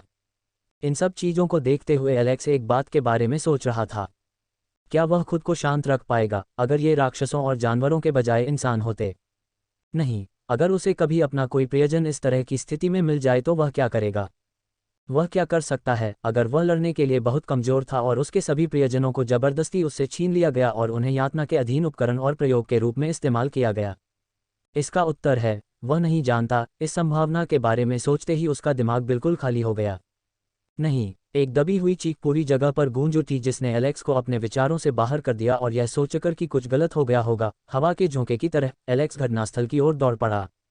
जेल के दूसरी ओर पहुंचकर एलेक्स ने द्वैक और द्वैक की चीखों से भरा एक दुखद माहौल देखा। एक भेड़िया जनजाति दूसरे को पकड़कर रो रही थी। एलेक्स ने पेरू के कंधे को धीरे से थपथपाया जिसके चेहरे पर निराशा के भाव थे। महामहिम, जिसे यहाँ कैद किया गया था वह उसके खोए हुए पिता थे जो कुछ दिनों से लापता थे। पेरू ने दुखी स्वर में कहा, हमने सोचा कि वह शिकार पर गया होगा क्योंकि कुछ सदस्यों के लिए कई दिनों तक शिकार करना आम बात है, लेकिन कौन जानता था कि उस पर ऐसी विपत्ति आ जाएगी। जैसे जैसे खोज आगे बढ़ी उन्हें 4 और भेड़िया आदिवासी और 9 ऑक मिले जो प्रयोग के लिए इस्तेमाल किए गए प्रतीत होते थे। प्रत्येक जेल की एक विशिष्ट संख्या होती थी और विश्लेषण के बाद कोई कह सकता था कि ऑक और वुल्फ ट्राइब्स को अनुसंधान के लिए उच्च स्तरीय नमूने माना जाता था। जैसे ही एलेक्स ने उस जगह के चारों ओर देखा जिसका इस्तेमाल संदिग्ध कामों के लिए किया जाता था, गुस्से में उसकी आंखें खून से लाल होने लगीं। वह नहीं जानता था कि इस स्थान का उपयोग किस प्रकार के प्रयोग के लिए किया गया था और न ही वह ये जानता था कि वे ऐसा क्यों कर रहे थे, लेकिन एलेक्स ने खुद से वादा किया था कि वे अपने अपराधों के लिए ब्याज सहित भुगतान करेंगे और एलेक्स उनका ऋण संग्रह करता होगा। जैसे जैसे वे इधर उधर घूमने लगे उन्हें एक छोटी सी प्रयोगशाला मिली जहां परखनली में बहुत सारे तरल पदार्थ मौजूद थे।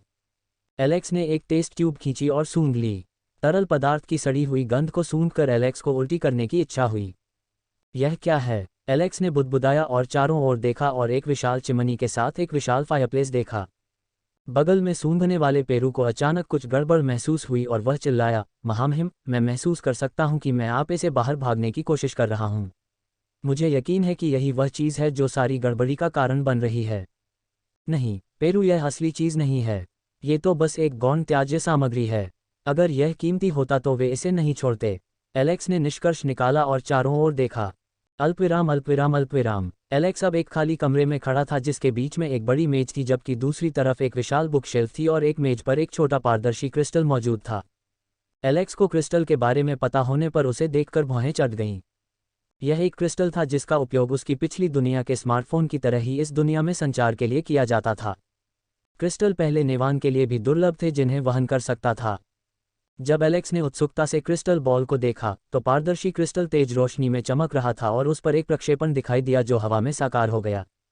प्रक्षेपण में एक आदमी काले कौवे का मुखौटा पहने हुए है।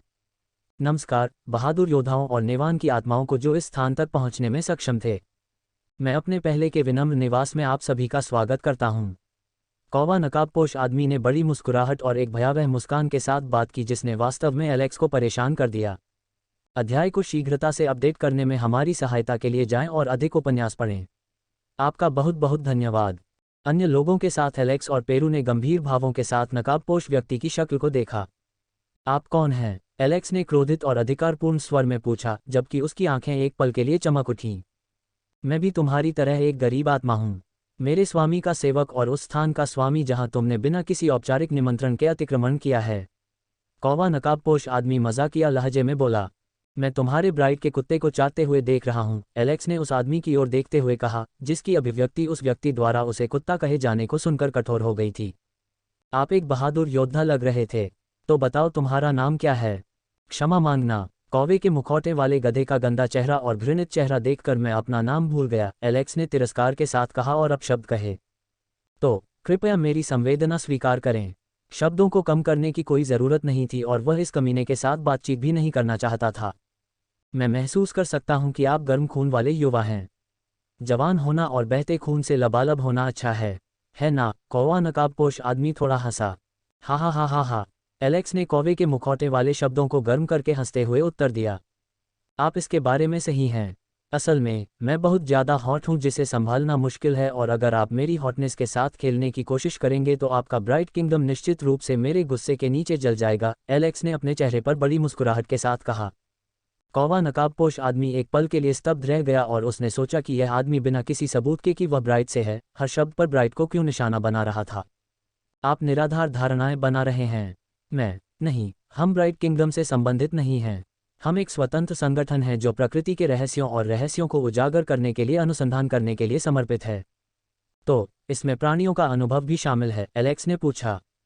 आपको ये जानने की ज़रूरत नहीं है कि हम काम कैसे करते हैं। मैंने ये क्रिस्टल वहीं छोड़ दिया क्योंकि मैं जानना चाहता था कि नेवान का राजा किस तरह का व्यक्ति है। Alex von Stein. कौवा नकाबपोश आदमी एलेक्स के चेहरे पर हैरान भाव की उम्मीद करते हुए बोला। क्या आपको याददाश्त संबंधी कोई समस्या है? यदि आप मेरा नाम जानते हैं तो आपने मुझसे क्यों पूछा? अरे पेरू, इस आदमी को कुछ इलाज की ज़रूरत है। इंतज़ार। हो सकता है कि मुखौटे के पीछे कोई बेवकूफ़ हो जिसने अपने सिर पर चोट मारी हो और चीज़ें भूल गया हो और अचानक उसे सब कुछ याद आ गया हो। या मुझे बताओ, क्या आप महिलाएं हैं जो कौवे के मुखौटे वाले आदमी के रूप में अभिनय कर रही हैं? क्योंकि तुम बिल्कुल महिलाओं की तरह बातें घुमा फिरा कर बोलती हो। शब्द सुनते ही पेरू और कौवा नकाबपोश दोनों का गला लगभग दब गया और वे अपने नितंब पर गिर पड़े। कुछ भी कहने में असमर्थ, पेरू ने स्तब्ध भाव से अपना सिर हिलाया, जबकि नकाबपोश व्यक्ति ने अपना आपा खो दिया और एलेक्स की ओर अपना चेहरा बनाते हुए चिल्लाया, आप? अच्छा, नेवान। मैं नेवान का विनाश अपनी आंखों से देखूंगा। चिंता मत करो, तुम्हें आसानी से नहीं मारा जाएगा। तुम पर थूका जाएगा और तुम मेरी प्रताड़ित प्रजा में से एक हो जिसके साथ मैं जी भरकर खिलवाड़ करूंगी। अब तक किसी ने भी मेरे साथ ऐसी अशिष्टता और इतना खुला अनादर नहीं दिखाया था। मैं डर का प्रतीक हूं और कई लोग मेरी पूजा करते हैं। मैं तो बस एक सुखद बातचीत करना चाहता था, लेकिन तुमने मेरा पूरा मूड खराब कर दिया। नेवान के पूरे साम्राज्य को उसके लोगों के साथ आपके अनियंत्रित व्यवहार का परिणाम भुगतना पड़ेगा। इस दिन को याद करो, तुमने इस पवित्रता का अनादर किया था। कौवा नकाबपोश आदमी खून भरी आंखों से चिल्लाया। एक 19 साल का लड़का आया और उसे अपमानित किया। ऐसा कोई रास्ता नहीं है कि वह ऐसी चीज़ें बर्दाश्त करेगा। उसे उम्मीद थी कि वह इस लड़के के दिल में डर पैदा करेगा और सदमे, अविश्वास और गुस्से की अभिव्यक्ति का आनंद उठाएगा, लेकिन उसकी उम्मीदों के विपरीत चीज़ें विपरीत थीं। ये लड़का मूर्ख नहीं है, बल्कि यह लड़का पागल है जिसे समझाया नहीं जा सकता। एलेक्स ने एक पल के लिए अपनी आंखें बंद कर लीं और कहा, मैं अपनी टिप्पणी लेता हूँ। आप महिला नहीं हैं। कौवा नकाबपोश आदमी को एलेक्स की बातें सुनकर पता नहीं कैसा लगा और वह मुस्कुराया क्योंकि उसने सोचा कि उसकी धमकी ने एलेक्स को डरा दिया होगा। उसने संतुष्टि में सिर हिलाया, लेकिन जब उसने एलेक्स के अगले शब्द सुने तो वह लगभग बेहोश हो गया। आप स्पष्ट रूप से बड़ी गेंदों वाले व्यक्ति हैं, और मुझे बड़ी गेंदों वाले पुरुष पसंद हैं। आखिरकार उन्हें कुचलने में बहुत मज़ा आता है, एलेक्स बोला और उसकी आंखें गुस्से से चमक उठीं। एक तुच्छ मनुष्य जो शक्ति की विशालता को नहीं जानता, उसे धमकाने का साहस करता है। यदि उसका राज्य और कर्तव्य उसे रोक नहीं रहा होता तो एलेक्स पहले ही ब्राइट की ओर भाग चुका होता। क्या तुम्हें लगता है कि मैं मूर्ख हूँ? मैं पहले भी बेवकूफ़ था, लेकिन अब बेवकूफ़ नहीं हूँ। ब्राइट के दूसरे राजकुमार, अपनी नकली बड़ी गेंदों को दिखाने की कोशिश मत करो, और अगर तुम में हिम्मत है तो मुखौटा खोलो और मुझसे बात करो। मैं कसम खाता हूँ कि मैं तुम्हें ढूंढ लूँगा और उन लोगों के साथ साथ तुम्हारे पूरे अस्तित्व को मिटा दूंगा जिन्होंने इस जगह को संचालित किया है। कौवा नकाबपोश आदमी को ऐसा महसूस हुआ मानो जीवन उससे दूर चला गया हो, जबकि पेरू और कुछ अन्य लोग नकाबपोश आदमी को स्तब्धता और अविश्वास से देख रहे थे। ये लड़का ब्राइट का दूसरा राजकुमार था। कैसे? महामहिम को कैसे पता चला? एलेक्स ने शैतानी मुस्कान बिखेरी और ब्राइट सेकंड प्रिंस की ओर देखा। एलेक्स के पास ये जानने का कोई तरीका नहीं था कि इस गड़बड़ी के लिए जिम्मेदार व्यक्ति कौन है, लेकिन इस आदमी को बस एक बेवकूफ़ की तरह यहाँ आना था जो अपना चेहरा थप्पड़ खाना चाहता था। जैसे ही कौवा नकाबपोश व्यक्ति की आकृति सामने आई, एलेक्स ने सत्य की आंखें सक्रिय कर दीं। मैना क्रिस्टल किसी के मैना हस्ताक्षर को रिकॉर्ड करता है और इसे मैना संकेतों के माध्यम से दूसरे मैना क्रिस्टल तक पहुंचाता है। और जब तक आदमी का मूल मन हस्ताक्षर उसके प्रक्षेपण के साथ मौजूद था, तब तक एलेक्स आइज ऑफ ट्रुथ काम करेगा। अगर यह सिर्फ एक तस्वीर या रिकॉर्डिंग होती तो ये काम नहीं करता, लेकिन चूंकि यह आदमी एक लाइव शो में दिखाई दिया, इसलिए एलेक्स आसानी से उसकी पहचान उजागर करने में सक्षम हो गया। इसलिए एलेक्स ने इस व्यक्ति को यथासंभव डराने और उन्हें झटका देने की कोशिश की, क्योंकि वह जानता था कि इस प्रकार के साथियों से बात करना बेकार है जिन्होंने सोचा था कि वह एलेक्स को झटका दे सकता है। इसके अलावा एलेक्स ने अनुमान लगाया कि ऑक के भाग जाने के बाद से इन लोगों ने ये जगह खाली कर दी है। मुझे नहीं पता था कि बातचीत इस तरह हो सकती है, लेकिन इससे कुछ भी नहीं बदलता। मैंने आपकी पसंद का एक उपहार पहले से ही तैयार कर रखा था। मुझे आशा है कि आपको मेरा विदाई उपहार पसंद आएगा। चूंकि आप मेरे बारे में पहले से ही जानते हैं, उस स्थिति में आप उस व्यक्ति का नाम जानकर शांति से मर सकते हैं जो आपकी मृत्यु का कारण बनने वाला है। कौवे के नकाबपोश व्यक्ति ने उसका चित्र खींच लिया और कनेक्शन तुरंत काट दिया गया। एलेक्स घबरा गया और उसने सोचा कि जगह नष्ट हो सकती है और जल्दी से चिल्लाया, अपने करीबी लोगों को ले जाओ और चलो यहाँ से चले जाओ। एलेक्स की बात सुनकर सभी लोग भागने लगे। एलेक्स, जो भागने ही वाला था, लेकिन पीछे मुड़ा और क्रिस्टल बॉल को ललचाई नज़रों से देखा और उसे छीनकर बाहर भाग गया। जमीन हिलने लगी और वह जगह टूटने लगी, लेकिन सौभाग्य से जिस जगह से वे नीचे फिसले वह काफ़ी करीब था और चूंकि वह जगह पहले ही ऊपर से टूट चुकी थी, इसलिए वह जगह ढहने से अपेक्षाकृत सुरक्षित थी। वे सभी अपने परिजनों के शव लेकर रस्सी पर चढ़ने लगे। उनमें से कई पर चट्टानें और मलबा गिरना शुरू हो गया, लेकिन पेरू ने हवा के जादू का इस्तेमाल करके एक छोटा भंवर बनाकर उन्हें गिरने से रोक दिया, जबकि एलेक्स ने उन पर गिरे मलबे को मुक्का मारकर तोड़ दिया। दीवारों के बाद जमीन ढहने लगी। पेरू और एलेक्स दोनों ने एक ही समय में शाप दिया और दरार के उद्घाटन से आने वाली धीमी रोशनी को देखा और जमीन में दरारों को देखा। जैसे ही सभी सुरक्षित बाहर निकले, उन दोनों ने अपनी ताकत अपने पैरों में लगाई और एक भारी ठोकर के साथ ढहती जमीन में एक गहरा गड्ढा बना दिया। दोनों ने एक जोरदार छलांग लगाई और दरार से बाहर कूद गए। जैसे ही वे बाहर कूदे, वे जोर से जमीन पर गिरे और एक क्षण के लिए उस पर लेट गए। भारी हौंकते हुए पेरू बोला, मुझे लगा कि हम मरने वाले हैं। हाँ, मैं भी, लेकिन कम से कम अब हम सुरक्षित हैं। एलेक्स बुदबुदाया और जैसे ही उसने उठने के लिए अपने पैर आगे बढ़ाए, उसने दृश्य देखकर भौहें चढ़ा लीं और चिल्लाया, यहाँ क्या हुआ? अध्याय को शीघ्रता से अपडेट करने में हमारी सहायता के लिए जाएं और अधिक उपन्यास पढ़ें। आपका बहुत बहुत धन्यवाद। एलेक्स अपने चारों ओर विनाश देखकर स्तब्ध था। पत्थरों को कुचल दिया गया था, पेड़ बह गए थे और उखड़ गए थे और किसी चीज़ ने उस स्थान के पास की छोटी चट्टान को नष्ट कर दिया था। ऐसा लग रहा था मानो जब वे भूमिगत भूल भुलैया में थे तो कोई बहुत बड़ा युद्ध हुआ हो। कुछ नहीं, हमने अभी अभी गड़बड़ की है, कैसल ने आत्मनिंदा भरी मुस्कान के साथ कहा। एलेक्स और पेरू ने कैसल की दर्द से भरी आवाज़ सुनी और पीछे मुड़कर देखा तो कैसल भारी घाव के साथ जमीन पर पड़ा हुआ था। वह पूछने ही वाला था कि यहाँ क्या हुआ, तभी उसे जोर की चीख सुनाई दी। ग्रर रोआर, भयंकर राक्षस की पृथ्वी विदारक दहाड़ घाटी में गूंज उठी। जीव अपने दोनों पिछले पैरों पर खड़ा था। वह रात जैसा काला और पहाड़ जितना बड़ा दिख रहा था। इसके ऊपरी अंग 2 मीटर लंबे पंजों से लैस हैं और इसके थूथन से नीचे की ओर नुकीले नुकीले पंजे निकले हुए हैं और चिपचिपा तरल पदार्थ टपक रहा है जो जमीन पर गिरता है और टकराने पर भारी गड़गड़ाहट की आवाज़ पैदा करता है। अज्ञात ऊर्जा स्पंदनों ने उसके पूरे शरीर को ढक लिया था, यहाँ तक कि उसकी आंखें भी लाल रंग की रोशनी बिखेर रही थीं, जो उसके भयावह रूप को और भी बढ़ा रही थी। पुराने दिनों में भी भालू अपने आक्रामक स्वभाव और क्षेत्रीय प्रवृत्ति के कारण डरते थे, और भी अधिक जब उक्त भालू 18 मीटर लंबा हो और उसका वजन 140 टन से अधिक हो। ये राक्षस भालू के समान था और बाइक के नाम से जाना जाता था।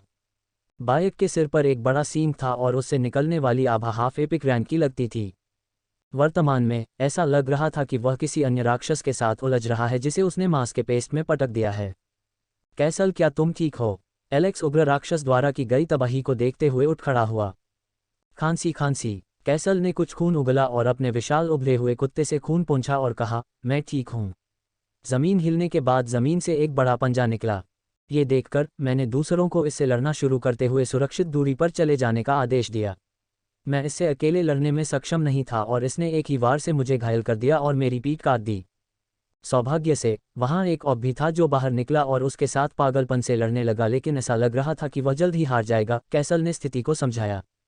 हो सकता है कि ऑक ने मुझे याद किया हो और मुझे बचाने की कोशिश की हो, कैसल ने ऑर्क की लाशों को देखते हुए व्यथित स्वर में कहा, जिनमें से वह उनमें से 2 को व्यक्तिगत रूप से जानता था। इसके अलावा बायक से मुकाबला करने वाला ऑक उसकी जनजाति के अग्रिम पंक्ति के योद्धाओं में से एक था। एलेक्स ने अन्य लोगों की ओर देखा जो अभी अभी छेद पर चढ़े थे और घबराकर नीचे देख रहे थे, और फिर विशाल शक्तिशाली जानवर को देखा और चिल्लाया, पीछे हटो। केवल शिष्य रैंक समर्थन के लिए किनारे पर खड़ा है और हमारी सहायता के लिए तीर चलाता है, जबकि पेरू, मैं और कैसल इसका ख्याल रखेंगे। एलेक्स ने कैसल के घाव के बारे में पूछते हुए बुदबुदाया। कैसल ने जवाब दिया कि वह लड़ाई लड़ सकता है और उसके घाव पहले ही चीख होने शुरू हो गए हैं। एलेक्स ने कसकर भींचते हुए अपनी तलवार बाहर निकाली और मूठ पर पकड़ मजबूत कर दी और विशाल शक्तिशाली बाइक की ओर दौड़ पड़ा जो चरम मास्टर रैंक ऑक से उलझ रहा था, जो आखिरी सांस ले रहा था। पेरू ने अपना हथौड़ा उठाया और एलेक्स की बढ़त का अनुसरण किया। एलेक्स ने मौके का फायदा उठाने और बाइक पर चुपके से हमला करने की योजना बनाई, जो वर्तमान में ऑक के साथ उलझा हुआ था। बाइक ने लोगों को अपनी ओर आते हुए महसूस किया और अपना पंजा घुमाया और उसे ऑक की गर्दन में गहराई तक खोदा और उसका गला काट दिया। उसने ऑक के सिर को शरीर से अलग कर दिया और उसे तोप के गोले की तरह एलेक्स की ओर फेंक दिया। एलेक्स ने आते हुए सिर की ओर देखा जो उसकी ओर आते समय हवा में घूमकर खून छिड़क रहा था। एलेक्स ने इससे बचने के लिए अपने शरीर को झुकाया और जमीन से फिसल गया और एक चट्टान पर कूदते समय फिर से खड़ा हो गया और बाइक की ओर कूदने के लिए इसे पैर के सहारे के रूप में इस्तेमाल किया। बाइक ने अपने विशाल मोटे हाथों को एक लंबे नुकीले पंजे के साथ उठाया और एलेक्स पर घुमाया। एलेक्स ने आने वाले पंजों को देखा और पंजों के पथ की गणना की और पंजों के बीच की जगह पर जोर लगाने के लिए अपनी बाहें खोलते हुए अपने शरीर को हवा में घुमाया। एक झंझनाहट की आवाज़ सुनाई दी और एलेक्स ने अपने शरीर को झुकाया, जबकि पंजे उसके कवच के माध्यम से खरोंच कर एक कर्कश ध्वनि बना रहे थे जिससे हवा में चारों ओर चिंगारियां उड़ने लगीं। एलेक्स ने अपने शरीर को अप्रत्याशित कोण पर मोड़कर एक के बाद एक झटके से बाल बाल बचा। जैसे ही बाइक के पंजे एलेक्स के पास से गुजरे, जिसने काफ़ी शालीनता से उसे चकमा दे दिया, एक आकृति ने आगे बढ़कर अपना हथौड़ा उठाया और उसे बाइक के पंजों पर घुमा दिया।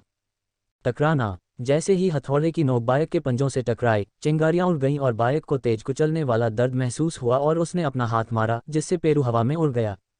एलेक्स जमीन पर उतरा और उसने देखा कि पेरू को बाइक ने पीछे की ओर गोली मार दी थी, जिसकी ताकत स्पष्ट रूप से पेरू पर हावी हो गई थी। हल्का असहनीय दर्द महसूस करते हुए बाइक ने अपना सिर उठाया और दहाड़ने लगा। चीख बेहद भयानक सांस के साथ आगे बढ़ी और जमीन पर बड़ी संख्या में दरारें दिखाई दी जो रेडियल पैटर्न में फैली हुई थीं। एलेक्स को अपने दिमाग में एक खतरनाक घंटी बजती हुई महसूस हुई और किसी भी अन्य व्यक्ति की तुलना में बाइक के करीब होने के कारण उसे स्पष्ट रूप से एक खतरा महसूस हुआ और उसने खुद को ऊर्जा के तेज विस्फोट से बचाने के लिए उन्हें पार करते हुए अपनी दोनों भुजाएं ऊपर उठा दीं। लगभग उसी समय भयानक दबाव ने उसे पीछे धकेल दिया। एलेक्स ने जमीन पर मजबूती से खड़े होने के लिए अपने पैरों में ताकत पैदा की, लेकिन उसने पाया कि बाइक की भयानक सांस ने उसे दर्जनों मीटर तक धकेल दिया था और इसके अलावा उसके पैरों के नीचे 2 बड़े घसीटे जाने के निशान थे। एलेक्स को अपनी बाहों और पैरों में सुन्नता महसूस हुई और वह बाइक की भयानक ताकत को महसूस करके अंदर से भयभीत हो गया। उनकी वर्तमान ताकत शुरुआती मास्टर रैंक के समान थी, लेकिन बाइक की दहाड़ के सामने उन्होंने मुश्किल से अपनी सांस रोकी, जो शिष्यों और स्क्वायर रैंक की उड़ान को समाप्त करने के लिए पर्याप्त थी। क्या यह इस हाफ एपिक रैंक के जानवर की ताकत है? इससे पहले कि बाइक कोई कदम उठा पाता, एलेक्स अपनी पूरी ताकत से वापस भाग गया क्योंकि उसने सोचा कि बाइक आग में जाना फिलहाल काफ़ी खतरनाक था। बाइक ने एलेक्स को पीछे हटते हुए देखकर उसका पीछा करने की कोशिश की, लेकिन उस पर तीरों की बारिश होने लगी। बाइके को बस हल्की सी गुदगुदी महसूस हुई और उसने अपना मुंह खोल दिया। भयानक सांस के साथ प्रकाश की एक किरण उसके थूथन पर इकट्ठा होने लगी। वह आदमी उसके मुंह के पास सिमटने लगा और जल्द ही उसके थूथन पर एक चमक दिखाई दी और उसने अपनी छाती पीटते हुए उस समूह पर हमला कर दिया जो उस पर तीर चला रहे थे। पेरू की आंख की पुतली सिकुड़ गई और उसने अपने मौलिक पवन जादू का इस्तेमाल किया और समूह पर तेज गति से हवा चलाई, जिसने पीछे की ओर तीर चलाए और उन्हें प्रकाश की किरण के चाप से दूर ले गए। भाम बूम! पूरा क्षेत्र प्रकाश की किरण से रोशन हो गया, जिसके साथ एक जोरदार ध्वनि विस्फोट हुआ जिसने पूरी जगह को हिला दिया। विस्फोट से पेड़ उड़ गए और प्रकाश की किरण के कारण एक लंबी दरार दिखाई दी जिसने अपने रास्ते में आने वाली हर चीज़ को कुचल दिया और सब कुछ मलबे में बदल दिया। अध्याय को शीघ्रता से अपडेट करने में हमारी सहायता के लिए जाएं और अधिक उपन्यास पढ़ें। आपका बहुत बहुत धन्यवाद।